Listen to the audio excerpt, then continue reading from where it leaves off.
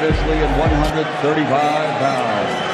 This Olympic silver medalist now, as a professional, has a perfect record consisting of 23 fights, 23 victories, including 11 wins by knockout.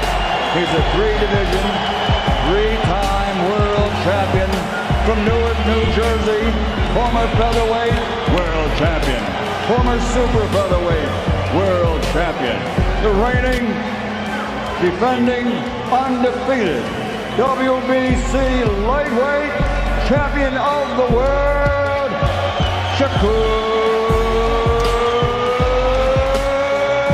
Stevenson.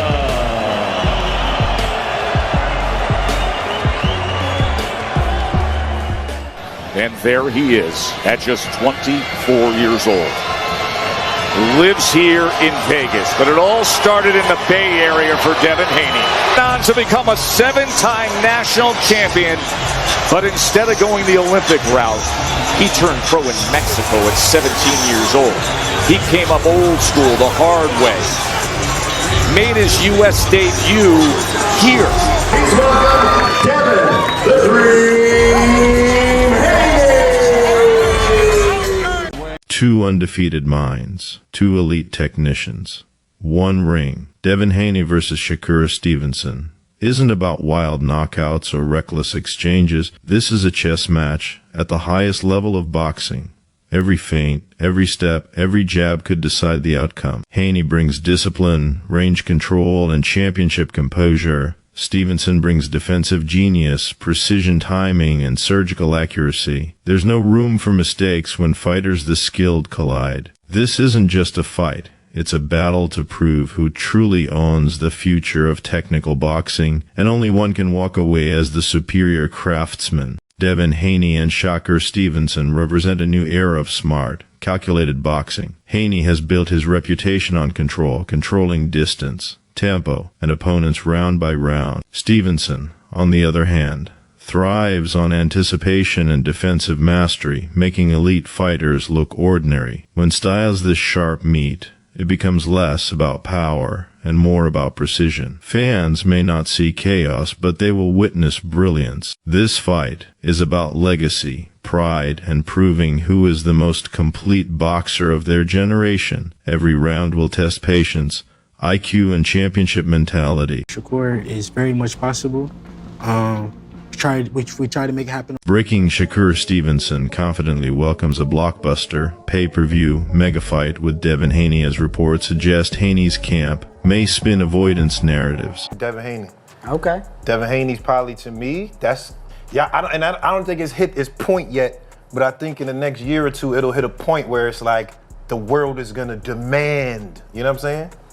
I can see the trajectory feels like it could meet like that. I would love this fight. But look, you gotta watch what you say with like, and this is not even Devin fault, because Devin is very respectful of my game and I'm respectful of his game. He's a good fighter.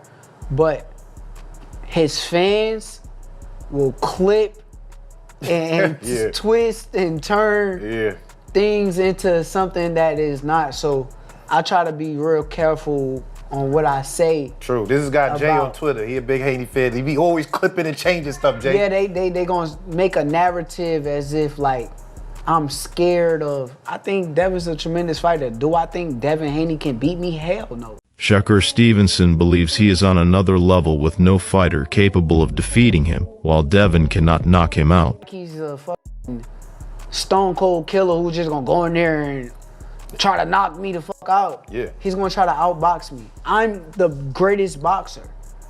How do you... So that's how I feel about the fight. Yeah. But it all gotta make sense from a business standpoint. I don't like getting up here and negotiating against myself. And, for sure. But for me, I'm willing but to do you make the see fight it happen. as it being that could, you know, like we always said, the Four Kings, even though you wasn't a part of it, the whole thing, the whole plot is like at the end of the road, there's gonna be two guys left standing, and that's the big fight. Do you see that as that's potentially what that could be? I'm a bad motherfucker. Confident champion Shakur Stevenson insists he is untouchable in boxing, saying Devin Haney lacks knockout power to stop his dominance. Those fights are not possible. Would you be more inclined just to move up to 140? Yeah, you know, if I can't get those fights next, or it doesn't make sense for it to be next, I'll probably go to 140, test it out, see how I feel at the weight at 140, and then when the time is right, then, you know, I'll defend my belt at 135. We'll just see, though. I got to go back and talk with the team and see what makes the most sense. That's really all. Bill Haney states they refuse to cut weight or weight. Challengers seeking a pay-per-view fight must ascend to 140. He didn't become undisputed yet. They didn't mention the franchise belt, which directly impacted Devin's career early on, right? And it seemed like, I was saying this on my live earlier, you tell me what you think about this, but it seems to me like there's a lot of people that have tried to block y'all ambition, right? Between you signed to the wrong company, you know, Loma not taking the Devin fight, Tio not taking the Devin fight, Rolly saying he just don't want to fight Devin. Do you see that? Like, how do you see that? You know, as far as like, people know you're ambitious, they know you want to be unified, they know you want to be undisputed. So they put all these obstacles up and they make it hard for you to achieve what you're trying to achieve.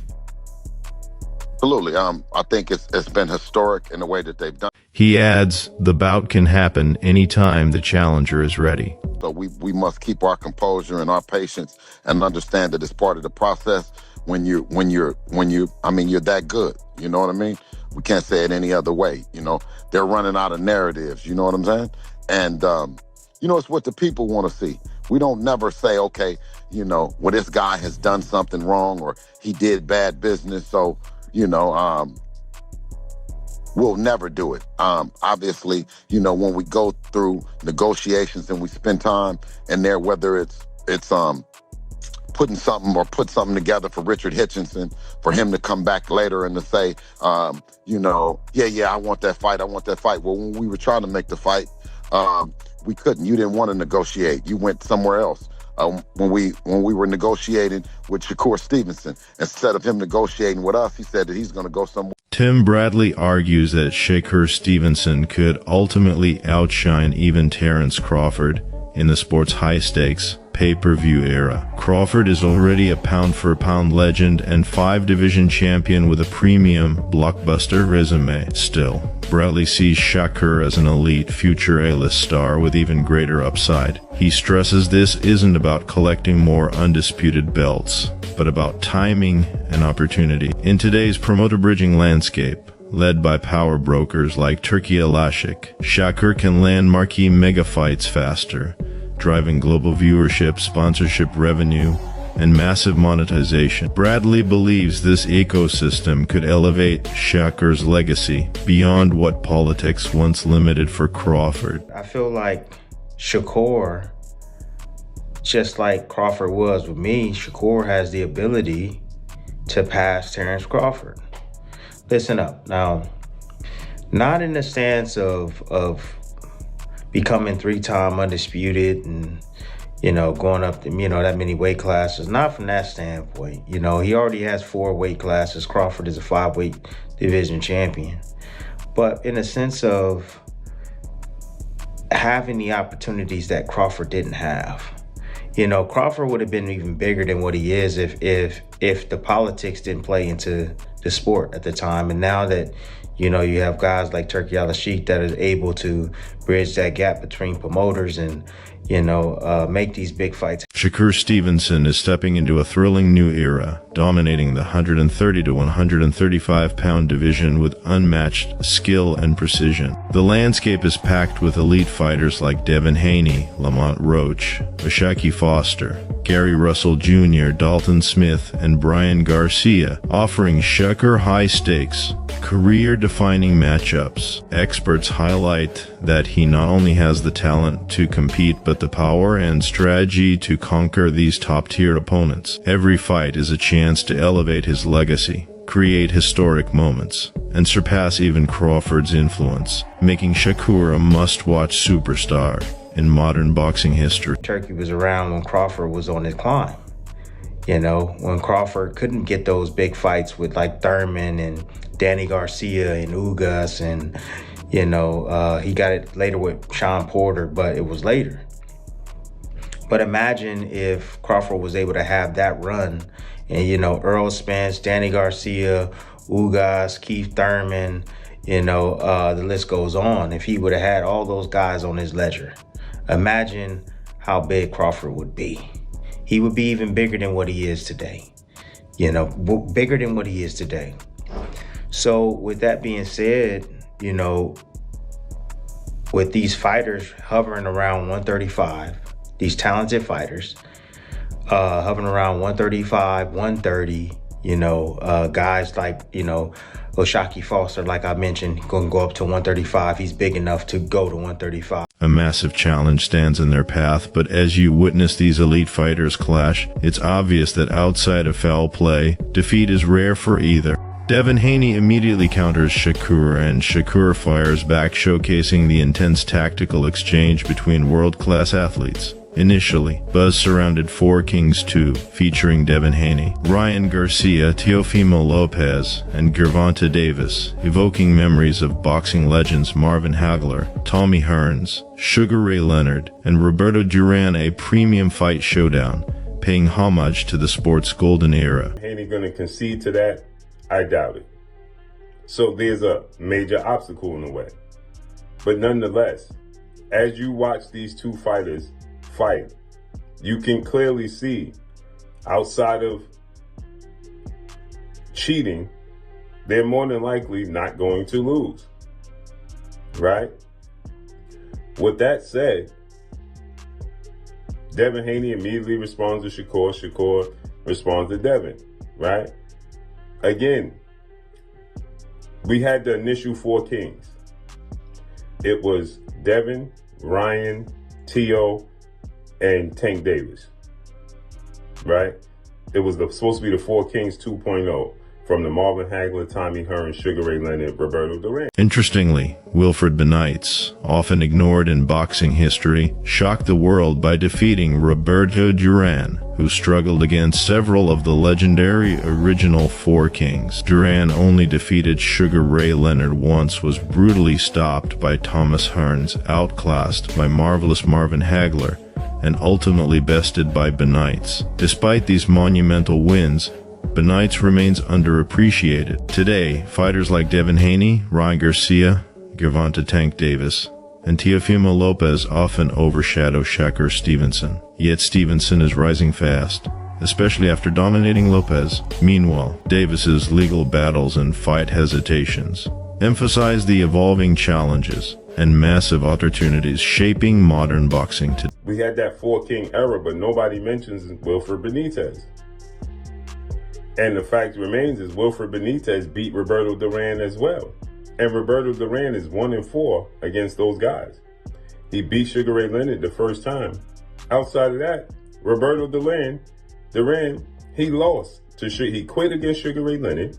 He got knocked out brutally by Tommy Hearns. He got outboxed by Marvin Hagler and outclassed by Wilfred Benitez. Right? But he's overshadowing Wilfred Benitez.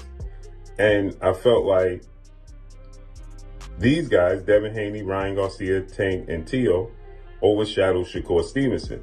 And now Shakur Stevenson has shined the light by dominating Teofimo Lopez. Boxing star Bernie Thor reacts to Shakur Stevenson versus Devin Haney, breaking down the historic achievements of both elite fighters. Stevenson now dominates as a 4-division world champion, 2-time lineal title holder, and 2-time Ring Magazine belt winner. He also unified the 130 lb division, defeating top-tier, high-profile opponents like Teofimo Lopez, cementing his legacy as one of boxing's modern legends. To the fight, Conor Ben comes into the ring. They talk, have some words, but Shakur Stevenson said, I want to put that same rehydration clause you put on Chris Eubank. Tell me, what did you get out of that moment in the ring? Well, I heard on the press conference where I think it was his manager said that, that was a clown move, but I think Shakur invited that, I don't even know if I would have said all that about Conor being right then, but I think he really wants that fight. He really wants the money. for the fight. You know, he been saying that. And now he came through victorious. You know, I think he really wants that money for that fight. He wants the money for the fight. Devin Haney, a dominant 3-weight world champion and former undisputed ruler, represents the ultimate challenge. Bernie stresses that if Shakur Stevenson truly wants to make history, he must face Haney at his absolute peak without hesitation. Taking on Devin in his prime guarantees no excuses and ensures Shakur claims full recognition for an iconic victory. Both fighters are undeniably elite, but conquering Haney at his best would solidify Stevenson's legacy, showcasing his elite skill, relentless determination, and undeniable championship-level prowess to the world. He fights accomplishments, because now Shakur is a 4-weight world champion. Devin is a 3-weight world champion. Devin was undisputed, but now Shakur is a 2-time lineal champion. You know, so he's a 2-time Ring Magazine winner. You know, 2-time unified champion. If you want to add the ring, as far as with the WBO, he was unified at 130. You know, so he's a 2-time unified champion, 2-time lineal champion. Beat a guy like Teofimo Lopez, who rises to the occasion. Had a close fight with George Kambosos. You can make a claim that he was fighting out of frustration or out of emotion. You know, and that was it. He was in his prime too. You know, Josh Taylor seemed to be drained at 140. Not taking away from Devin, but he was already moving up to 47. They were saying. You know, Lomachenko was a little older and small. Shakur Stevenson delivered an electrifying, dominant performance against Teofimo Lopez and Busianis, proving why he's one of boxing's elite stars. Remarkably, Stevenson showcased precision and power, almost fighting with one hand, yet controlling the ring with a razor-sharp jab, the ultimate weapon in boxing. Every combination and movement was calculated, showcasing unmatched technical mastery that left Lopez looking inexperienced, despite his size, speed, and athleticism. Critics doubting Stevenson's resume were silenced as he outclassed Lopez effortlessly. Every punch, defense, and counter highlighted his skill and strategy, cementing Shakur Stevenson as a true boxing phenomenon. I see greatness, man. I see greatness. Shakur practically beat him with one hand, man. That jab, man. Most important hand you have, man. You know? And he looked good doing it, sharp. You know what I mean? Distance. He did everything, man. He did everything right, man. A lot of people thought it would be a tough fight because Teo's athletic, Teo was experienced, he's fought on a high level. And, you know, they were critical of Shakur. Oh, he ain't fought nobody, and this and that. Yeah. He made Teo look like everybody else. Made him look like an amateur. Made him look like an amateur. Yes. Now, technically, what did you see? Right? Where did Teo go wrong in that fight? Where he went wrong? Yeah. Fighting Shakur. That's where he went wrong. Fighting Shakur. I knew he just running his mouth. He just was talking, man. I knew that from the beginning, even the time when he talked. Even with a slight left-hand injury, Shakur dominated every round, unleashing relentless jabs while carefully protecting his hand. Analysts highlight that he had clear knockout potential if he pushed harder. Despite the injury, his tactical brilliance and ring IQ controlled the pace, turning adversity into advantage. Fans witnessed an elite performance, with Shakur showcasing unmatched skill, composure, and strategic mastery. Philadelphia and global audiences saw a future champion in action, proving greatness isn't about flawless conditions, it's about precision, heart, and unshakable focus. This fight cemented Shakur as one of boxing's most formidable and intelligent talents. Yeah, Shakur, no, you could have got stopped too, but Shakur hurt his left hand. His left hand was hurt. If you notice, he was using that jab a lot. Yeah, jab and then the you know what I mean? And he threw the left hand every now and then. Because I was screaming out. Everybody said they heard me in Philly. Yo, we could hear you on the TV. Yo. Yeah, that's my young buck. You know what I mean? And I was telling him, throw that straight left hand. Then I noticed when he did throw it, he wasn't throwing it real hard. You know what I mean? You know what I mean? But he looked spectacular, man. You know what I mean? You can't ask for nothing more, man. And with me, I don't care about what people say, man. They always want to talk about you and say, oh, he should have did this, should have did that. He did everything that he was supposed to do, and he did it right. The Shakur Stevenson versus Devin Haney showdown is one of the most anticipated fights in boxing today. Both athletes showcase elite skill, lightning-fast speed, and relentless determination, making every second inside the ring explosive. Fans worldwide are analyzing strategies, past performances, and debating who will dominate. Every jab, counter, knockout punch matters, and the stakes are monumental. Shakur's precision and technical brilliance collide with Haney's raw power and agility, promising a high-octane battle. The hype is unmatched, the tension palpable, and this fight could redefine their legacies, delivering an unforgettable, career-defining moment in modern boxing history. Fight that even remotely sparks my interest for Shakur Stevenson is this guy right here, Devin Haney. Look at them. They're the same size. Obviously, Devin's moved up to 147. Shakur demands a catch weight. We'll see if Devin goes for the bait, because I think Shakur Stevenson, there's no doubt about it, he has the skills to compete at 147 to be 5 weight division champion. I feel like that would be crazy. That wraps today's epic video. Stay tuned for next.